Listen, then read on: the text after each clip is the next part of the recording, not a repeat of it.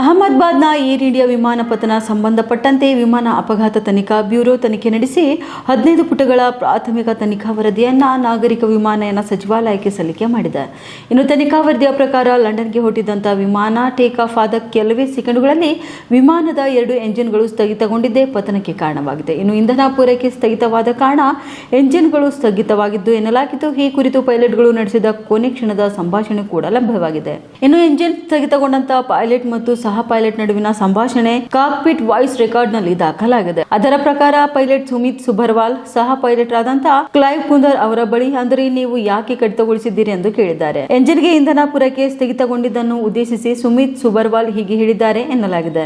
ಇನ್ನು ಇದಕ್ಕೆ ಪ್ರತಿಕ್ರಿಯೆ ನೀಡಿದಂತಹ ಕ್ಲೈವ್ ಕುಂದರ್ ನಾನೇನು ಮಾಡಿಲ್ಲ ಎಂದು ಹೇಳಿದ್ದಾರೆ. ಇನ್ನು ಹೀಗಾಗಿ ತಾಂತ್ರಿಕ ದೋಷದಿಂದ ವಿಮಾನ ಅಪಘಾತ ಸಂಭವಿಸಿರಬಹುದು ಎಂದು ವರದಿಯಲ್ಲಿ ಉಲ್ಲೇಖವಾಗಿದೆ.